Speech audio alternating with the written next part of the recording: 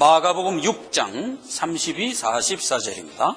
이에 배를 타고 따로 한적한 곳에 갈새 그 가는 것을 보고 많은 사람이 저희인 줄 안지라 모든 고을로부터 도보로 그곳에 달려와 저희보다 먼저 갔더라. 예수께서 나오사 큰 무리를 보시고 그 목자 없는 양 같음을 인하여 불쌍히 여기사 이에 여러 가지로 가르치시더라. 때가 저물어 가매 제자들이 예수께 나와 여짜오되 이것은 빈들이요 때도 저물어 가니 무리를 보내어 두루 촌과 마을로 가서 무엇을 사 먹게 하옵소서.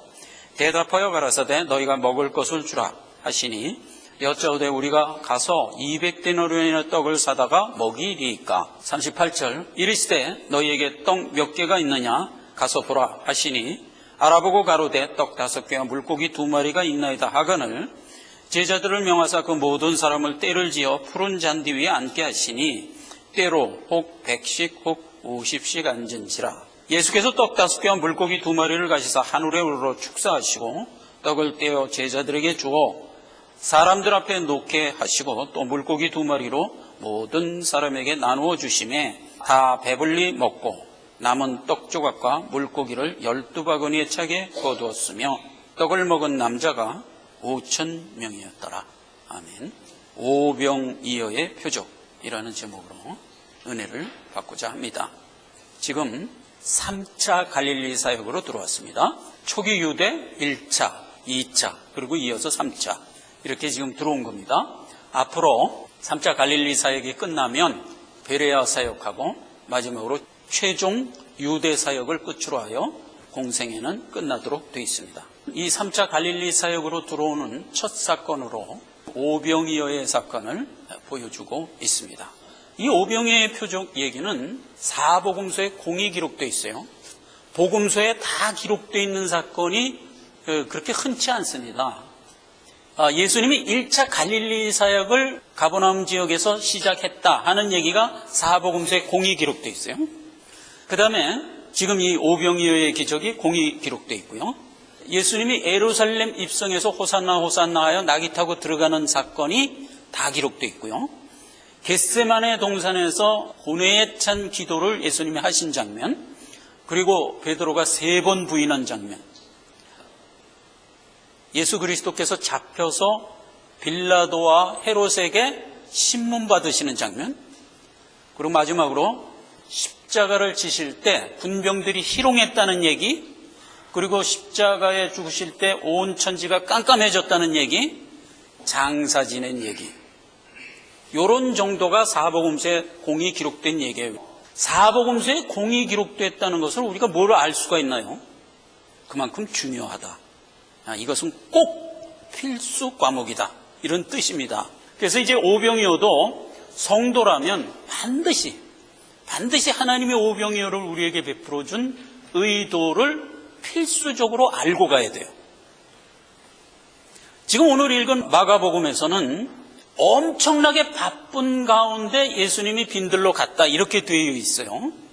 지금 상황이 어떻게 이어지냐면 혈루증 여인을 고치시고 배를 타고 가버나움에서 갈릴리 호수 맨 끝자락인 가다라 지방으로 왔어요.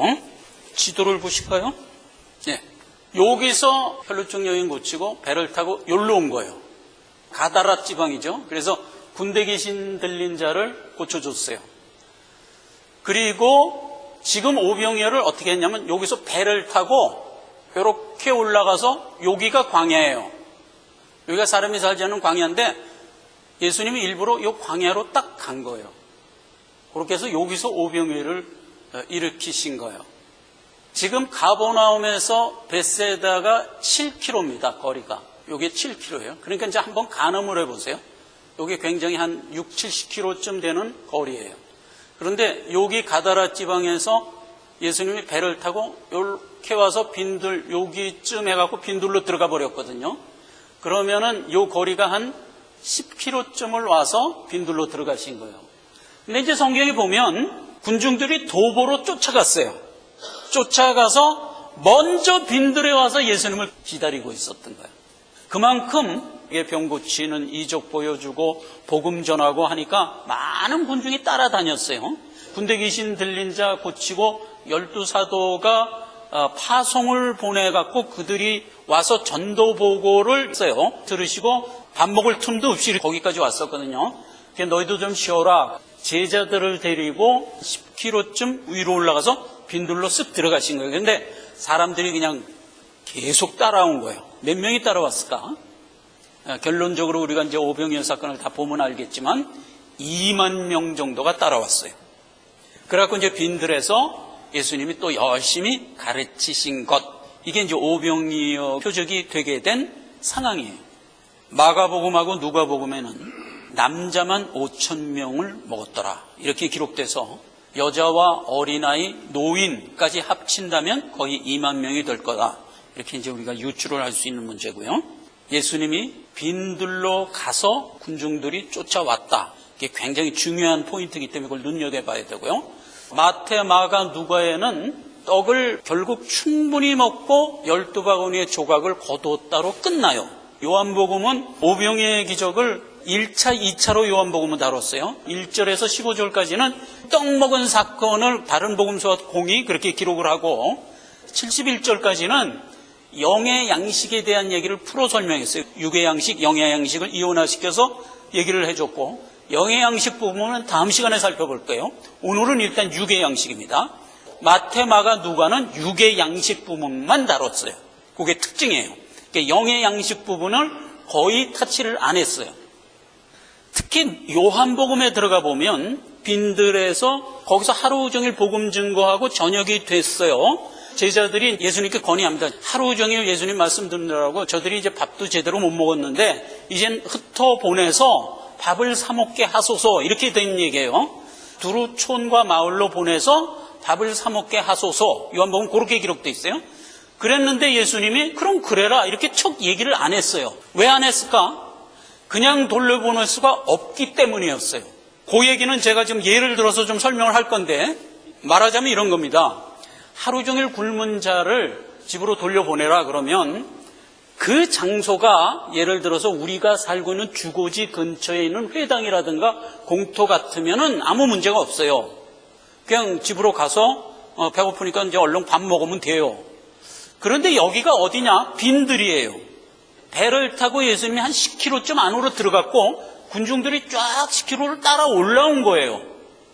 그런 상황에서 흩어 보내라 그러면 가는 사이에 기진해요. 그래서 예수님이 안 된다. 지금 저들을 그냥 보내면 가다가 기진한다. 먹여 보내라. 이렇게 된 거예요. 이 오병이어의 이적을 보여주고 다른 주제 때문에 예수님이 한 번 더 칠병이어의 기적을 또 한 번 보여주는 사건이 나와요. 또 상황은 똑같았어요. 지금하고. 빈들에서 말씀 듣고 돌려보내라 그랬는데 뭐 안 된다. 그냥 갔다가는 가다가 다 쓰러진다. 먹여보내라. 그때도 그랬던 거예요. 마태복음 15장 32절. 예수께서 제자들을 불러 가라사대 내가 무리를 불쌍히 여기노라. 저희가 나와 함께 있은지 이미 사흘임에 먹을 곳이 없도다. 길에서 기진할까 염려함이라. 먹여보내라. 이렇게 된 거예요. 자, 그런데 이제 상황은 어떻게 됐어요? 2만 명을 먹이려면은 불가능하죠. 예, 불가능하다는 상황을 또 성경은 부각시켜 줍니다. 그게 이제 요한복음에도 있고 마태복음에도 있는데 특히 요한복음에 더 자세히 돼 있어요.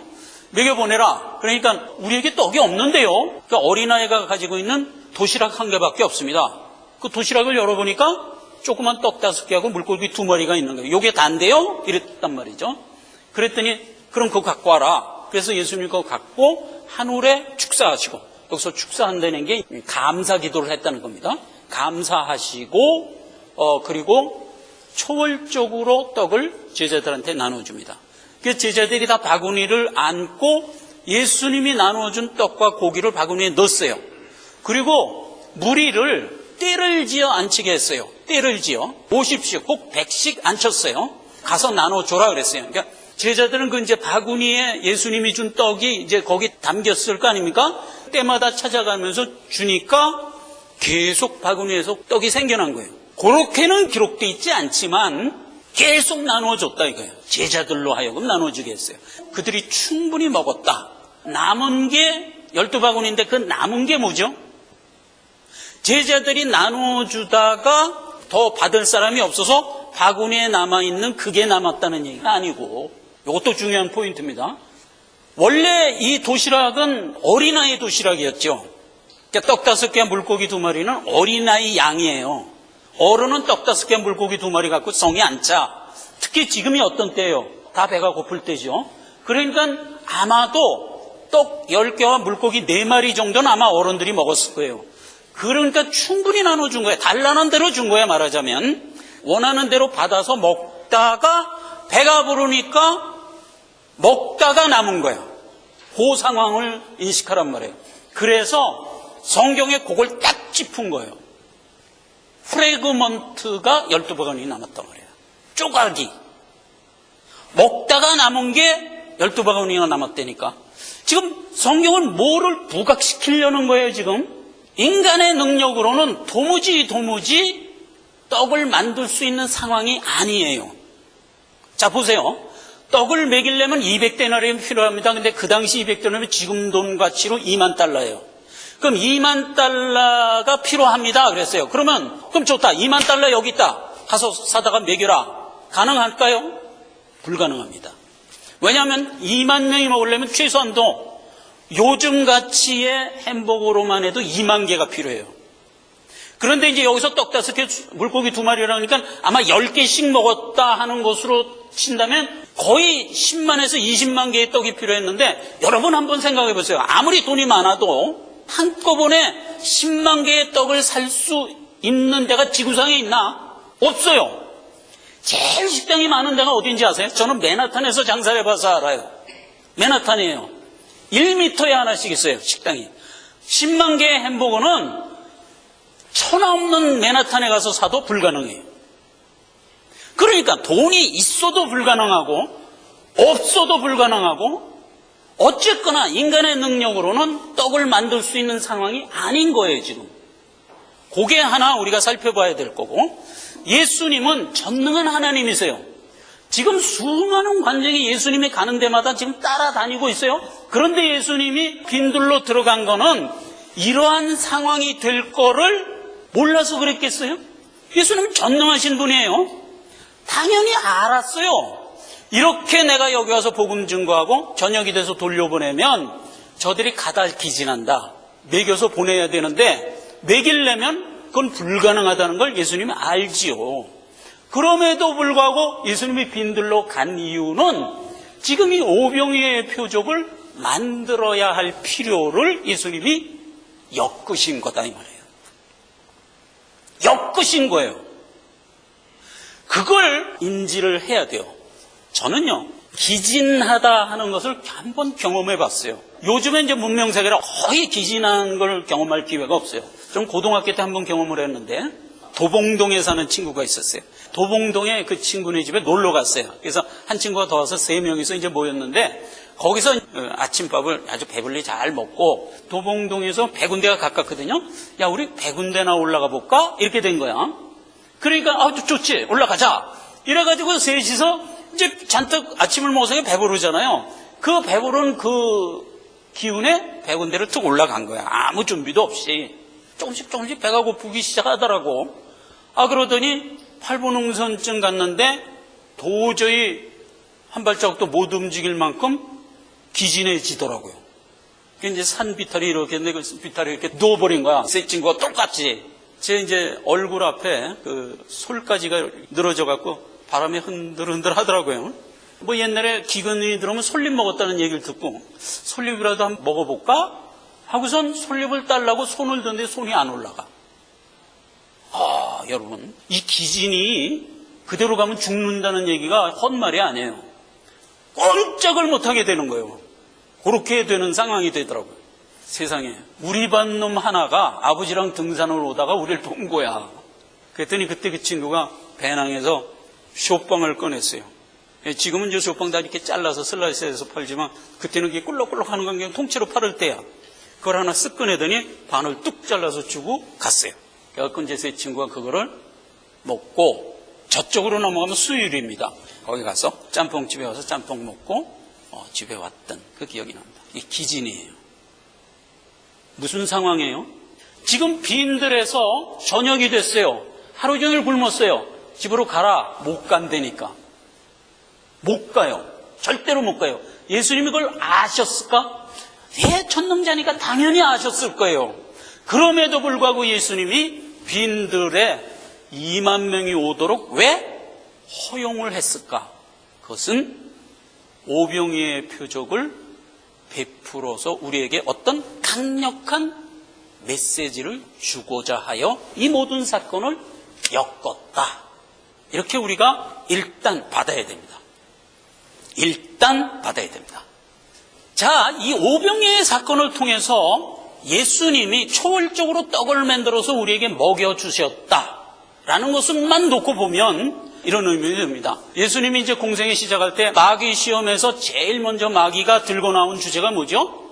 돌을 들어 떡이 되게 하라고 하나님께 요구하라. 이렇게 했던 거예요. 근데 그때 예수님은 마귀하고 시험을 할 때 무슨 자격으로 시험을 받은 거죠? 하나님의 아들의 자격으로 시험을 받은 거잖아요. 즉 뭐예요? 우리가 누구예요? 하나님의 자녀잖아요. 하나님의 아들 자격으로 마귀와 시험을 지금 우리에게 보여주고 있는 거잖아요. 네가 하나님의 아들이라면 하나님께로부터 초월적으로 먹을 것을 달라고 해봐라.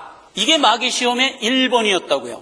근데 지금 오병이어의 기적이 그림이 어떻게 돼 있어요? 초월적으로 하나님이 먹여준 거잖아요. 떡을 돌이 되게 하라라는 것과 지금 예수 그리스도가 오병이어에서 초월적으로 우리를 먹여주신 것이 오버랩되어 있어요. 그런데 분명히 성경은 그렇게 하지 말라고 그랬어요.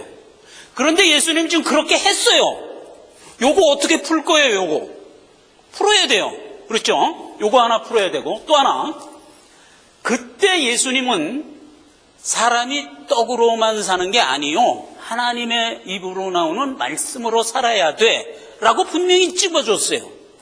그래서 우리가 살아가는 삶의 목표는 육신의 떡이 아니라 영의 양식이다를 매직시켜줬어요. 그렇죠? 그런데 불구하고 예수님은 지금 오병이어의 기적을 우리에게 베풀어 주는데 그 상황을 보면 육신의 떡은 필수 불가결하다는 것을 그려주고 있어요. 없으면 기진하여 죽도록 되어 있는 거예요. 그러면 사람이 살아가는 것은 육신의 떡만이 아니라 하나님의 입에서 나오는 말씀으로 살아야 할 것이다 라고 주장하는 것은 실질적인 문제하고는 동떨어진 얘기 아니냐, 이런 의문이 들어요.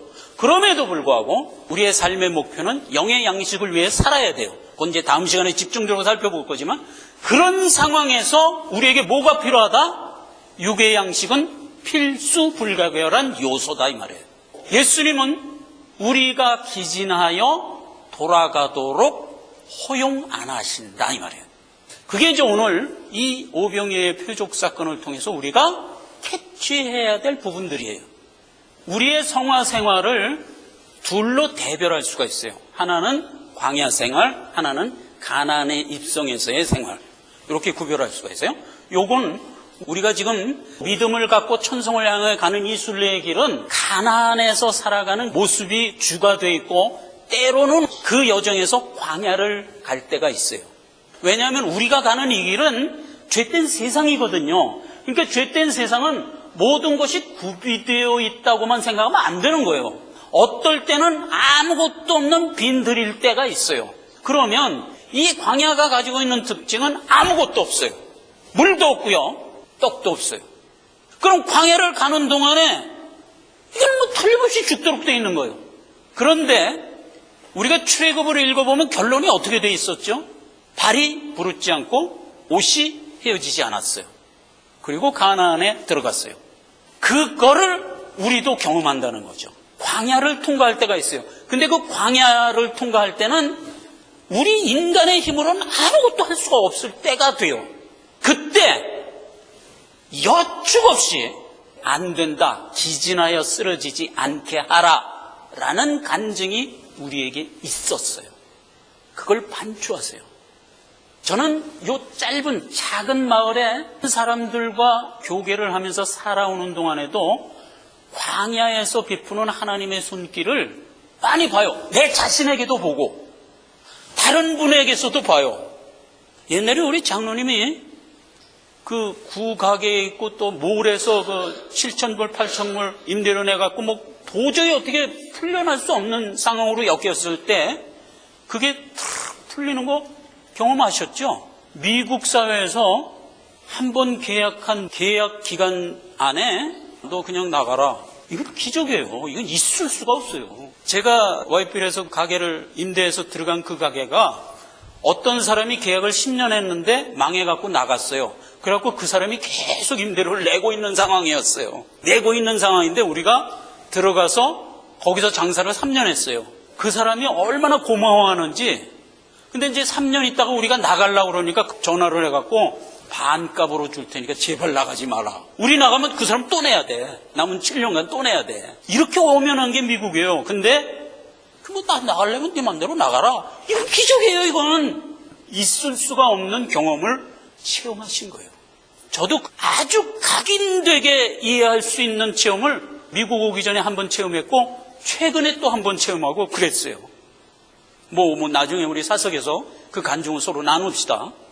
아주 이건 하나님이 정돈해서 챙겨주지 않으면 안 되는 그런 상황으로 탁 해서 해결을 해 주신다고요. 왜죠? 우리는 성화의 여정을 기진해서 쓰러지도록 하나님이 절대로 방치하지 않기 때문이에요. 절대로 우리의 성화 생활은 우리의 수한 동안 가야 돼요.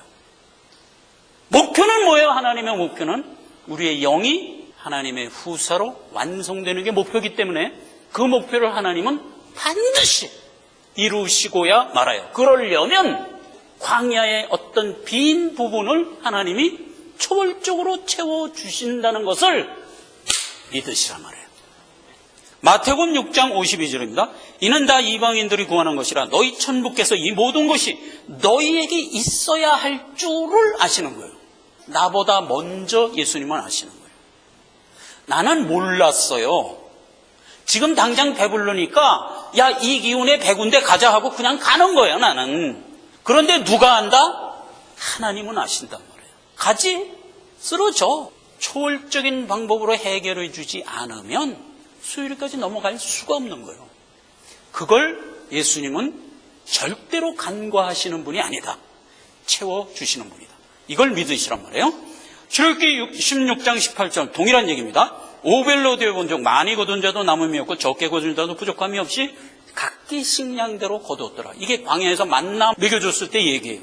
신약에 들어오면 이렇게 기록되어 있어요. 기록한 것 같이 많이 거둔 자도 남지 않았고 적게 거둔 자도 모자라지 아니하였다.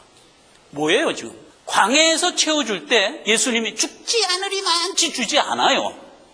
언제나 충분히 줘요. 그게 뭐예요? 조각을 거두어서 12바구니를 남겼다는 얘기예요. 조각은 뭐예요? 조각은 먹던 햄버거 가서 또 먹는 사람이 거의 없죠. 네. 조각을 거둬요. 그러니까 그렇게 채워줄 때 충분히 주시는 거예요. 원대로 주시는 거예요. 그러나 세이브할 정도로는 안 주세요. 이것도 우리가 알아야 돼요. 그래서 우리는 살아가면서 있는 바를 늘 족한 줄 알아야 돼요. 이방인들은 어떻게 살죠? 세이브하는 데 목표가 있죠. 어떻게든지 쌓으려고. 우리는 아니요.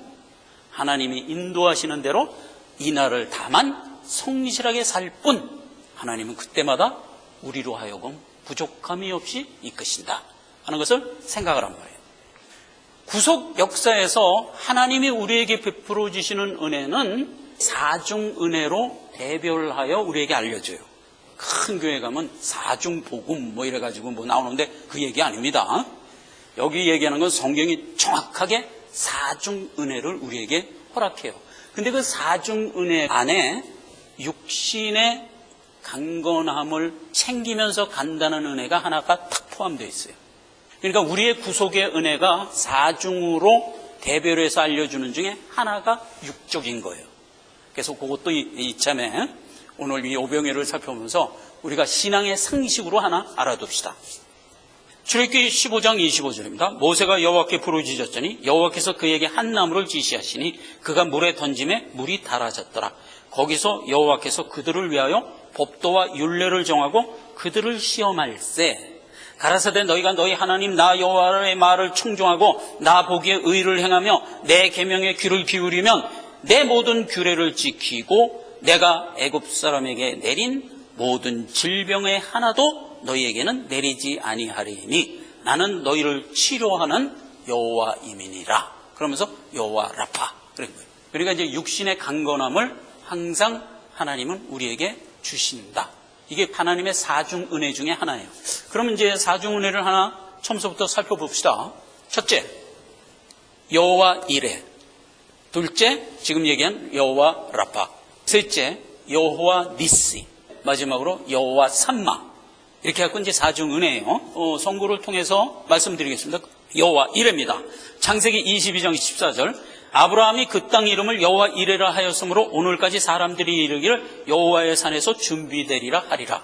여기 무슨 사건 끝에 준 거죠? 이삭을 바치라. 아브라함에게 그랬을 때 자기 이삭을 번제로 드리려고 모리아산으로 갔는데 그때 여호와 하나님이 됐다. 이제 내 믿음이 확인됐으니 이삭 바치지 말고 내가 준비한 뿌리 나무에 걸린 수양을 갖다가 번제를 드려라. 그렇게 해갖고 그 사건 끝에 주신 말씀이에요. 하나님의 구속의 은혜 중에서 첫 번째로 우리가 기억해야 될 건 하나님의 택정함, 예정이다. 여호와 이레입니다. 그 다음에 이제 여호와 라파는 그렇게 우리를 구원하여 출애굽 여정을 가는 가운데 물이 부족하면 물을 주시고 또 뭐 쓴 물이 있으면 그 쓴 물을 고쳐주시고 그러면서 우리에게 육의 것을 충만하게 베풀며 가신다. 즉 여호와 라파, 우리의 육을 강건케 하면서 이끌어간다 하는 거고요. 그 다음에 세 번째가 여호와 니스입니다. 여호와 니스는 출애굽기 17장 15절에 모세가 단을 쌓고 그 이름을 여호와 니스라 하고, 이게 무슨 사건 끝에 있냐면은 여호수아가 가서 아말렉을 진멸할 때 모세가 손을 들면 이기고 손을 내리면 지고 그랬어요. 그래서 이제 아론과 훌이 양쪽에서 하루 종일 모세의 손을 받쳐주는 바람에 모세가 손을 들을 수가 있었고, 그래서 다 아말렉을 진멸하고 나서 여호와 니시, 즉 깃발이다 그랬어요. 이것은 우리의 성화의 여정 가운데 침노하는 성향을 주고 반드시 승리로 이끄신다 하는 은혜예요. 우리의 성화의 여정은 하나님 아버지의 주는 말씀을 들고 나갈 때 절대로 필승입니다. 마침내 침노하는 자로 하나님이 이끄신다 이거예요. 그 다음에 이제 마지막으로 여호와 삼마입니다. 에스겔서 48장 35절. 그 사면의 도합이 1만8천척이라 그날 후로는 그 성읍의 이름을 여호와 삼마라 하리라. 이게 무슨 성읍에 대한 얘기죠? 예루살렘 성에 대한 얘기예요. 그러니까 예루살렘 성을 에스겔서 이제 40장에서 48장까지 쭉 이렇게 묘사를 했어요. 그래서 이제 결국은 완성이 됐어요. 완성이 된 이후에 그 예루살렘 성을 향하여 여호와 삼마라 하리라. 그렇게 된 얘기예요. 그러면 예루살렘 성은 누구에 대한 상징이라고 그랬어요? 우리예요, 우리. 예루살렘, 화평을 만들어내는 자. 우리의 별칭은 참 많아요.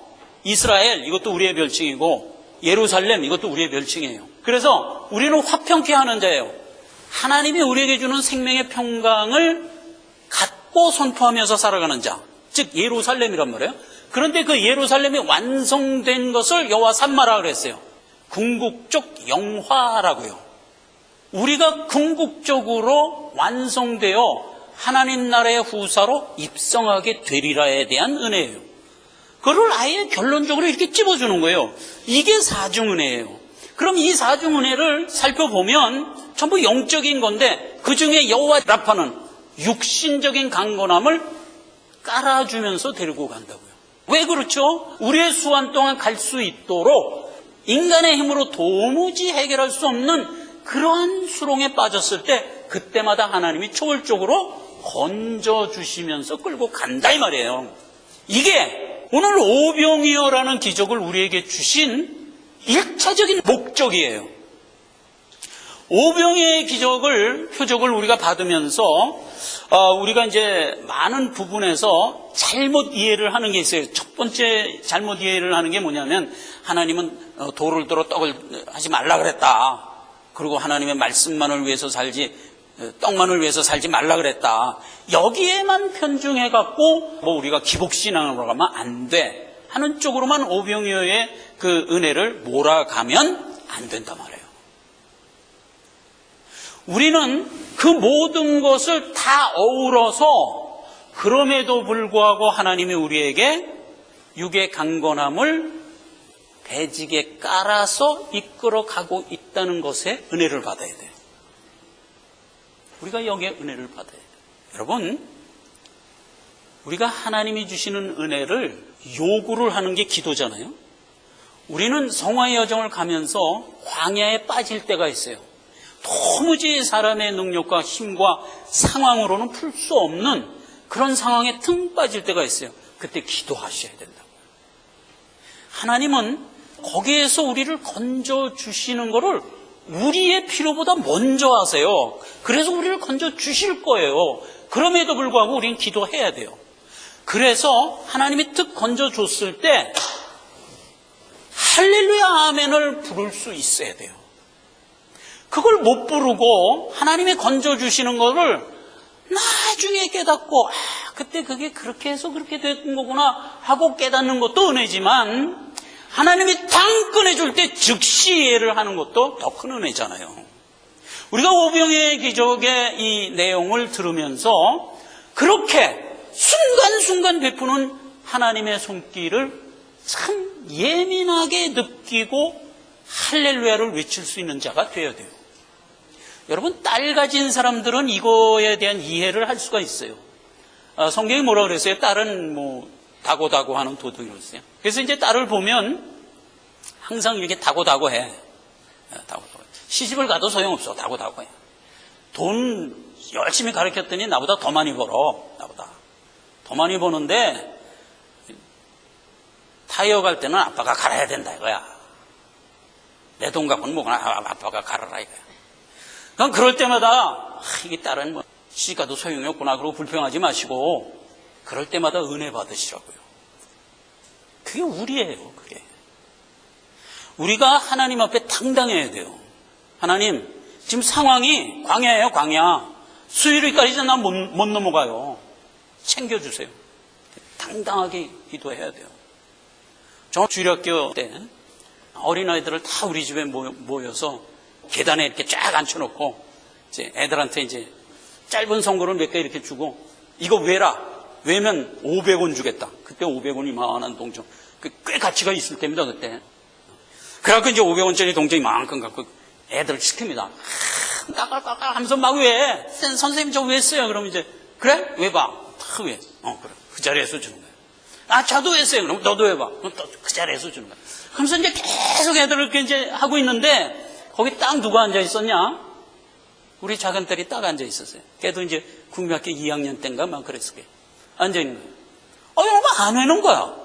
자기 한 개도 못 얻었거든. 그러더니 갑자기 아빠! 그러는 거야. 왜? 나는 1,000원 줘! 이러는 거예요. 1,000원 줘. 너는 안 했잖아. 난 안 했지만 아빠 딸이잖아. 1,000원 줘. 그때 그냥 하나님이 순간적으로 은혜가 되는지. 그래, 맞다. 바로 우리가 지금 수경이가 나한테 한 그러한 태도로 우리가 하나님께 나가야 된다. 수경이가 애들한테 나 안 했지만 1,000원 받았어, 인마. 나는 우리 아빠 딸이잖아. 이러면서 나가더라고. 딸 키우면서 은혜 받으세요. 우리가 바로 그런 사람. 우리가 광야를 지나면서 부족하고 필요할 때 당당하게 하나님께 달라고 그러세요.